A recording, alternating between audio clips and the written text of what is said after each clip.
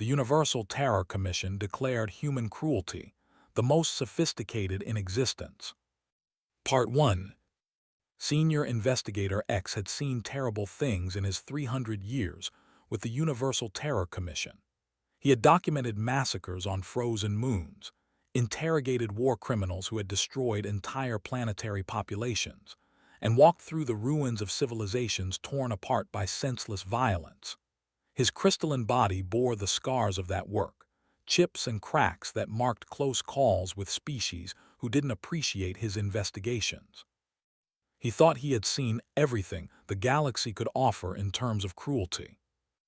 Then the complaint about humanity arrived on his desk.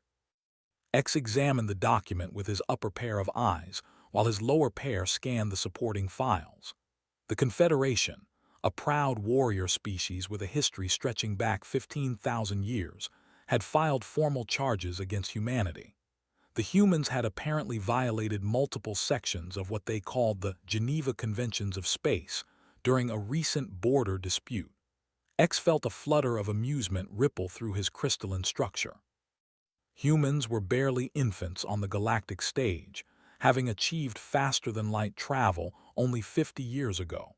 What could they possibly have done to upset a species as experienced as the? He assembled his investigation team within a week. There was Mara, a floating consciousness from the cloud worlds who specialized in psychological warfare analysis. There was Thunk, a massive stone-like being whose species had perfected defensive warfare to an art form. And there was, whose people had abandoned warfare entirely 2,000 years ago after a plague nearly destroyed there. Together, they had investigated over 200 cases. This one should be simple. They met the representatives at a neutral station orbiting a dead star. The warrior, who stood nearly 3 meters tall, covered in ceremonial scars that told the story of dozens of battles. His name was, and he had commanded a destroyer during the skirmish with humanity. "Tell us what happened," X said, his translator converting his crystalline chimes into galactic standard. His membrane flickered with colors that indicated discomfort. "We engaged a human frigate near the disputed zone. Standard raid. We expected them to fight or flee. They did both, but not in ways we understood." "Explain." Mara's voice drifted through the air like mist. "They damaged our engines, forcing us to surrender. We expected execution or torture. Instead, they brought our wounded to their medical bay. They fed us. They gave us quarters that were, by our standards, comfortable. They treated us according to rules we had never heard of." X felt confused. "This is your complaint, that they treated you well." His colors shifted to something darker. "No, the complaint is what they told us. Every day the human captain would visit. She would sit with us and talk. She explained their rules of war in great detail. She told us about all the things they could do to us but wouldn't. She described methods of interrogation that would leave no physical marks. She mentioned ways to execute prisoners that were considered efficient by their historical standards. She talked about psychological techniques that could break our spirits without touching our bodies. She threatened you," clicked, her mandibles moving rapidly. "No," said, and his color shifted again, this time to something X's database identified as fear. "She never threatened. She just explained, like a teacher. She told us these things existed in their history, that humans had used them, perfected them, written manuals about them. And then she would say, very calmly, that they don't do these things anymore because of their rules. Every conversation was a reminder of what they were capable of but chose not to do. It was worse than torture because it lived in our minds. We couldn't stop thinking about it." X dismissed and gathered his team. "This seems like a straightforward case of psychological warfare. We document it, issue a warning to humanity, and move on." But Mora disagreed. "I want to examine their databases first. Something about this doesn't fit standard patterns." The investigation took a turn that none of them expected. Mora requested access to human historical records, and the human ambassador granted it without hesitation. "Look at whatever you want," Ambassador Wei said. "We have nothing to hide. Our history is ugly, but it's ours. X started with recent history, thinking he would work backward. He found records of human conflicts from the last 100 years. Wars fought with precision weapons, with rules about targeting, with entire legal frameworks about what was acceptable and what wasn't. It seemed reasonable if a bit obsessive. Then he went back further. The 20th century broke something in him. He watched footage of atomic weapons destroying cities in seconds. He read testimony from something called the Holocaust, where humans had industrialized the murder of other humans with mechanical efficiency. He discovered Unit 731, where human doctors had performed experiments on living humans that made his crystalline structure vibrate with horror. He found the Rwandan genocide, where neighbors had murdered neighbors with agricultural tools. He discovered torture methods from medieval times that were so creative in their cruelty that he had to stop several times to let his neural pathways cool. But that wasn't what disturbed him most. What disturbed him was what came after each atrocity. After the atomic bombs, humans had created international laws about nuclear weapons.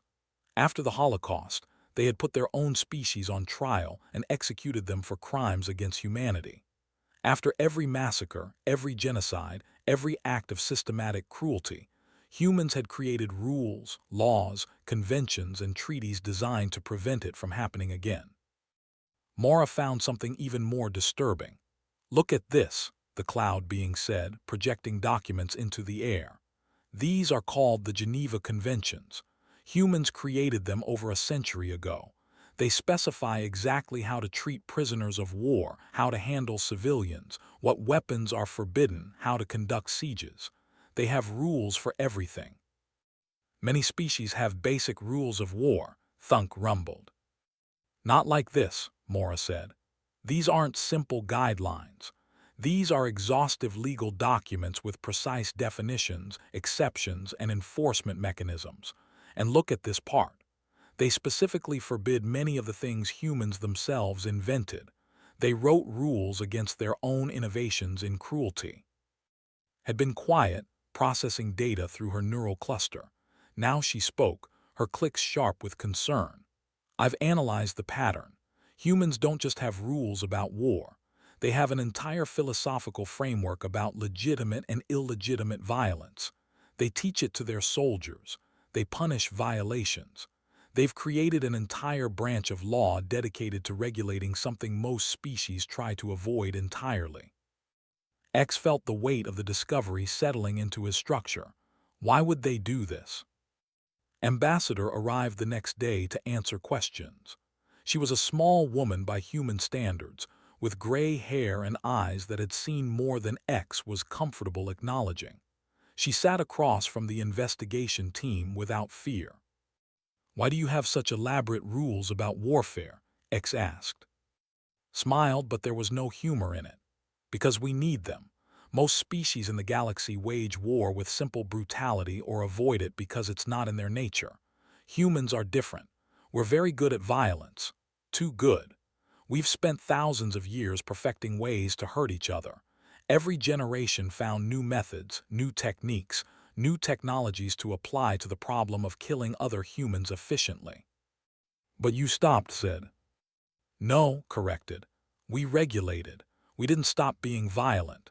We just decided that some things were beyond the pale, even in war. We created lines we wouldn't cross, and the only reason we could create those lines is because we knew exactly where they should be. We'd already crossed them." Mora drifted closer. "The complaint suggests your captain engaged in psychological torture by explaining these things to prisoners." "She followed protocol," said. "We inform prisoners of their rights under our conventions. We explain what treatment they can expect. We're transparent about our capabilities and our limitations. If that frightens them, perhaps it says something about what they expected from us." X made a decision. "We need to present this to the full commission. This isn't a simple case. Humanity represents something we haven't encountered before." Nodded. "I'll prepare our formal response. But I should warn you, investigator. Once you start looking at what humanity is capable of, you won't be able to stop. Our history is a testament to both our worst impulses and our attempts to overcome them. We're not proud of what we've done, but we're also not ashamed of trying to be better than our history. After she left, the team sat in silence. Finally, Thunk spoke, his voice like grinding stone. I've investigated 43 species for war crimes. Never have I seen one that documented its own atrocities so thoroughly and then created such elaborate systems to prevent them. What kind of species does this? X didn't have an answer, but he knew that whatever the commission decided, it would change how the galaxy viewed humanity forever. Part 2. The chambers of the Universal Terror Commission had hosted many difficult sessions, but none quite like this. Representatives from over 1,000 species filled the vast space, their various forms creating a tapestry of galactic diversity. Some floated, some stood, some existed as energy patterns that flickered between dimensions. All of them had come to hear X present his findings on humanity. X stood at the center, his crystalline body reflecting the chamber's ambient light into rainbow patterns. He had spent 3 weeks preparing this presentation, and he still wasn't sure the galaxy was ready for it. Honored members of the commission, he began, his words translated simultaneously into thousands of languages. I have investigated war crimes for 3 centuries. I have seen civilizations destroyed, populations enslaved, and cruelties that defy description. I thought I understood the spectrum of violence in our galaxy. The investigation of humanity has proven me wrong. He activated the holographic display. Images of Earth appeared, rotating slowly. Humanity achieved faster-than-light travel 50 years ago. By galactic standards, they are children. The Confederation filed a complaint against them for violations of warfare conventions during a minor border skirmish. What we discovered during our investigation is far more significant than the original complaint. The first set of images appeared. Medieval torture devices, carefully documented and preserved in human museums. Humans have been systematically cruel to each other for their entire recorded history. They invented devices whose sole purpose was to inflict maximum pain. They created philosophies justifying their cruelty. They wrote manuals on effective torture techniques. Murmurs rippled through the assembly. This was disturbing but not unprecedented. Many species had dark periods in their history. X continued, but this is just the beginning. In their 20th century, humans industrialized cruelty. The images changed to concentration camps, mushroom clouds, killing fields. They applied their technological advancement to the problem of mass murder. They killed millions of their own species using methods that were efficient, systematic, and horrifyingly innovative. The chamber fell silent. Several representatives from pacifist species began emitting distress signals. The Holocaust alone killed 6 million humans, X said. This was not a war. This was systematic extermination with industrial precision. They built factories for death. They created logistics networks to transport victims. They documented everything with bureaucratic efficiency. A representative from the peaceful collective spoke up, their voice trembling. Surely they were punished for this, quarantined. By themselves, X said, and the mood in the chamber shifted. Humans put their own species on trial. They created a new category of crime, crimes against humanity, specifically to prosecute these acts. They executed their own leaders. They wrote it all down so they would never forget. New images appeared, documents, treaties, legal frameworks. After every major atrocity, humans created rules to prevent it from happening again. After their first atomic weapons were used on civilian populations, they created international laws governing nuclear warfare. After the Holocaust, they established the Universal Declaration of Human Rights. After every genocide, every massacre, every systematic cruelty, they wrote new rules. Maura's voice drifted through the chamber. The investigation revealed something unprecedented. Humans have created the most elaborate system of warfare regulation in the known galaxy. Their Geneva Conventions run to hundreds of pages. They specify treatment of prisoners, protection of civilians, forbidden weapons, and legitimate targets. They have rules for everything. Many species have basic conventions, someone called out. Not like this, Mora responded. Human military academies teach these laws as core curriculum. Violations are prosecuted by military courts. Soldiers are expected to refuse illegal orders. They have an entire branch of international law dedicated to regulating armed conflict. No other species has developed anything comparable. Activated another display. We analyzed human military operations from the last 50 years. What we found was disturbing. Humans fighting under their self-imposed restrictions are more effective than most species fighting without any. Their rules don't make them weak. They make them efficient. They've weaponized restraint. The chamber erupted into debate. X let it continue for several minutes before calling for order. There is more, he said. We must address the original complaint. He showed footage of the incident with the human captain visiting prisoners, explaining their rights, describing historical atrocities matter-of-factly. They argue this constitutes psychological torture. The captain explained what humans were capable of, but chose not to do. This knowledge haunted the prisoners more than physical abuse might have. Ambassador Wei rose to address the commission. She had requested the opportunity to speak, and X had granted it. She walked to the center with calm dignity, a small figure surrounded by beings from across the galaxy. Members of the commission, she began, I will not deny what Investigator X has presented. Human history is filled with horror. We have been monsters to each other. We have perfected cruelty in ways that shame us. She paused, looking around the vast chamber. But we learned. Every rule we follow, we created from bitter experience. Every line we won't cross, our ancestors crossed. We know what happens when there are no rules because we lived it. Our conventions aren't abstract philosophy. They're survival mechanisms. A representative stood. You use your capacity for cruelty as a weapon. You remind prisoners of what you could do to them. This is torture. No, said firmly. It's honesty. We inform prisoners of their rights under our conventions. We're transparent about our capabilities and our self-imposed limitations. If knowing that humans could be cruel but choose not to be is frightening, ask yourself what that says about what you expected from us. A member of the Hive Collective spoke, their voice a chorus of individuals. We have observed human warfare. You accept casualties to avoid civilian deaths. You risk your own soldiers to follow your rules. Why?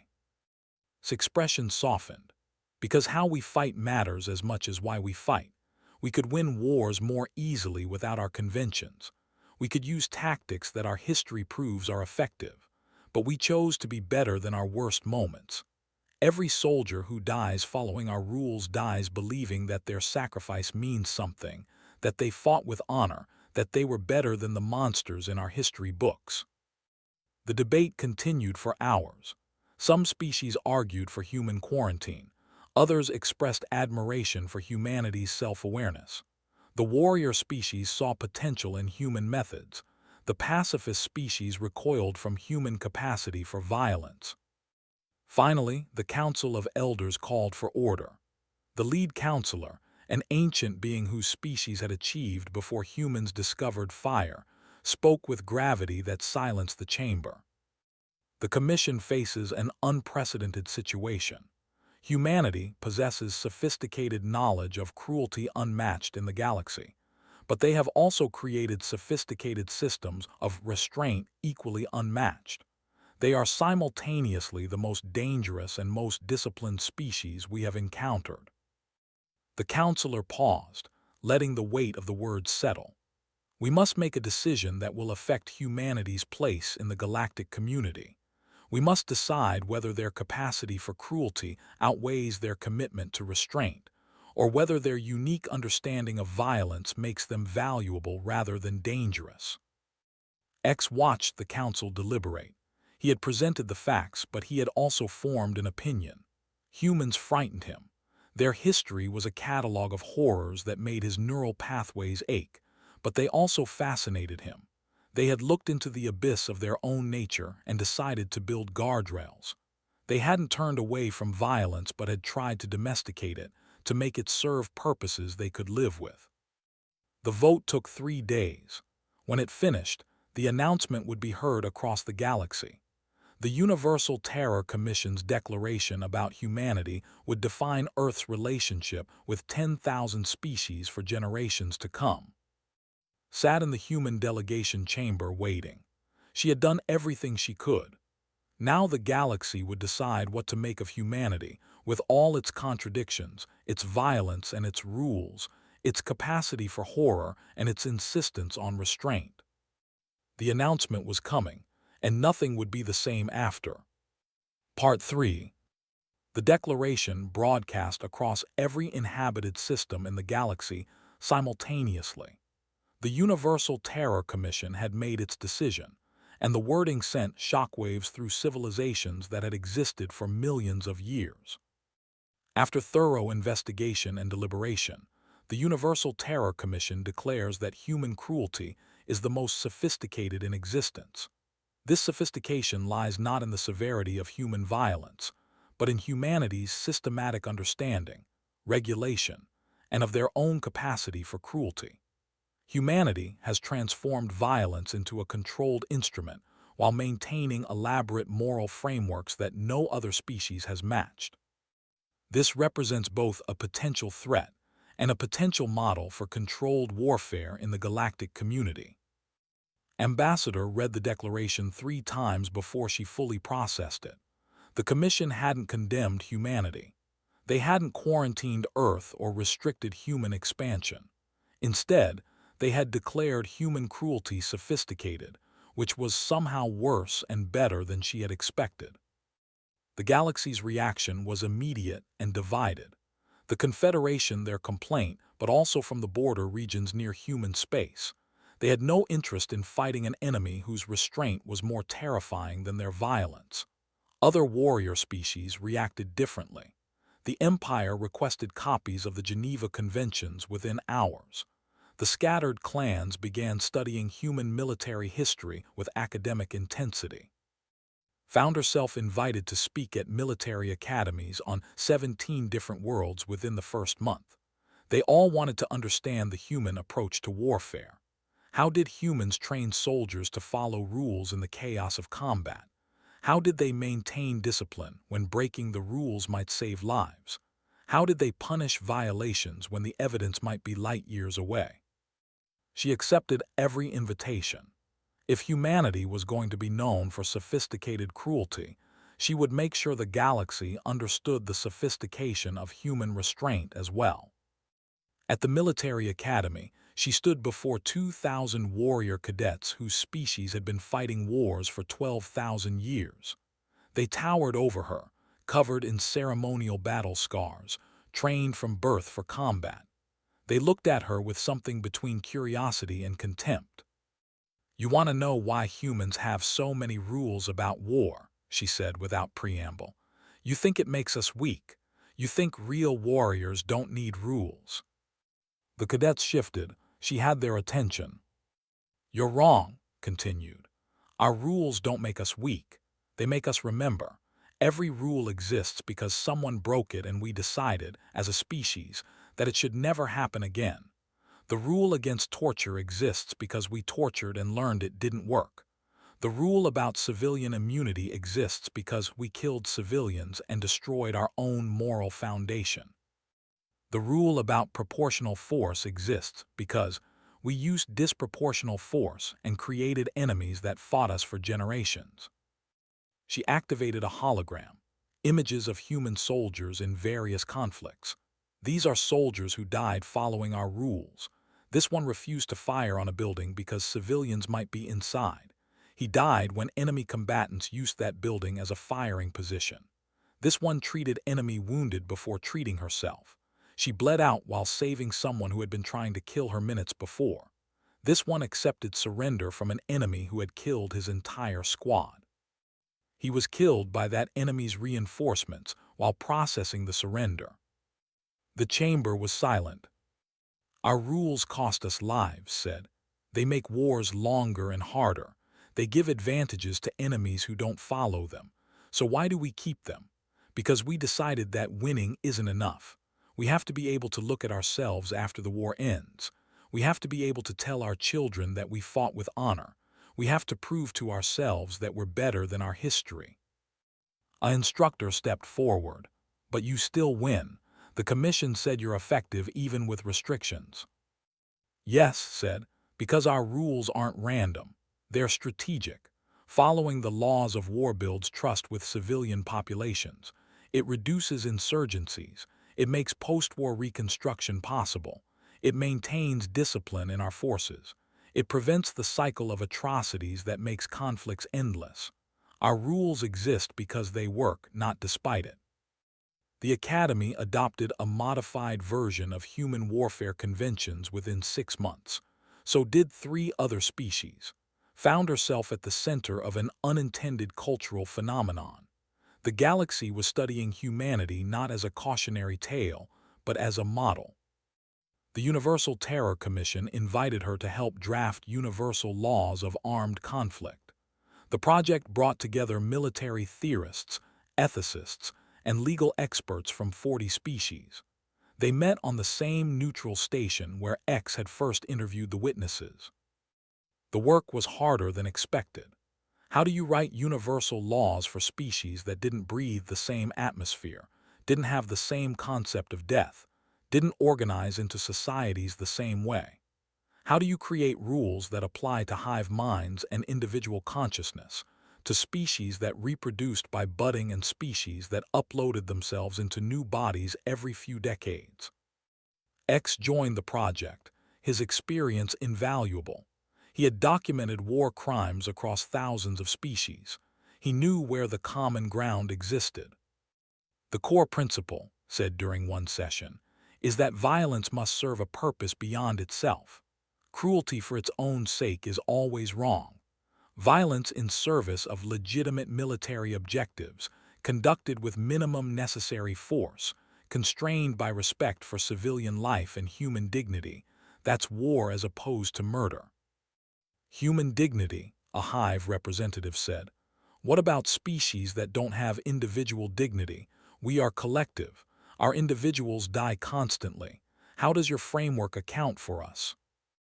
"Then we adapt it," said. "The principle remains. Violence must be purposeful, proportional, and respectful of what the target species values.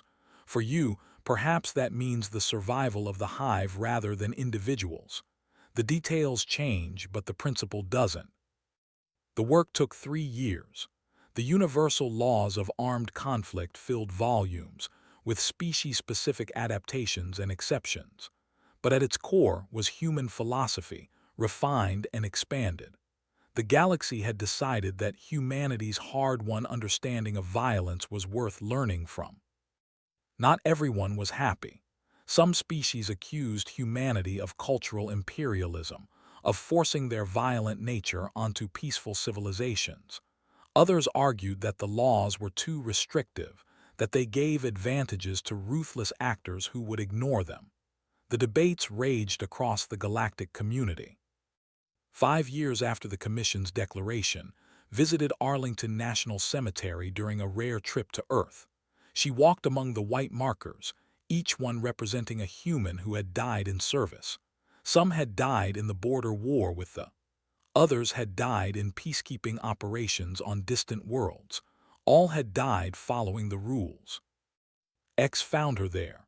The crystalline investigator had become an unlikely friend during their work together. He stood beside her silently for a long time. "Your species still frightens me," he said finally. "We frighten ourselves," replied. "That's why we have the rules." "The galaxy is changing because of you," X said. 17 species have adopted modified versions of your conventions. The Empire is training their soldiers in restraint, something they've never done in 12,000 years of warfare. The The peaceful collective is reconsidering their total pacifism because they see it's possible to fight ethically. Humanity's impact extends far beyond your small corner of space.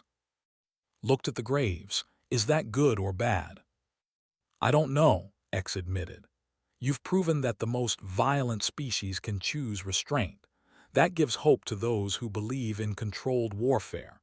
But you've also shown the galaxy just how sophisticated cruelty can be when properly understood.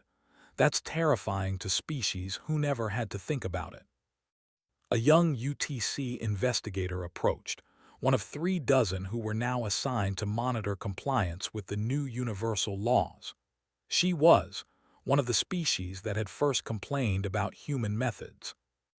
Ambassador, she said, I wanted to thank you, my people from your borders, because we were afraid.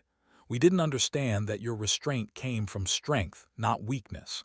The new laws have given us a framework to understand species like yours. We're not so afraid anymore. Smiled, that's good. Fear makes bad neighbors. After the investigator left, X spoke again. The Commission's declaration changed everything. We called human cruelty the most sophisticated in existence, and the galaxy heard both a warning and an invitation. Some heard the warning and retreated. Others heard the invitation and stepped closer. Both reactions are rational. What do you hear? Asked. X's crystalline body chimed softly, a sound his species made when contemplating difficult truths. I hear a species that looked into darkness and decided to light a candle rather than curse the shadows. I hear a species that understands what it means to be cruel and chooses restraint anyway. That's not just sophisticated, that's wise. Looked back at the graves. Thousands of markers, each one a person who had died believing that rules mattered, that how you fought was as important as why you fought, that humanity could be better than its worst moments. We're not wise, she said quietly. We just remember. Every name here represents someone who remembered what we've done, what we could do, and chose to do better. That's not sophistication, X.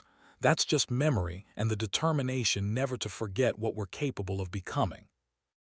They stood together in silence, a human and a crystalline alien, surrounded by the graves of those who had died following rules that most of the galaxy was only beginning to understand.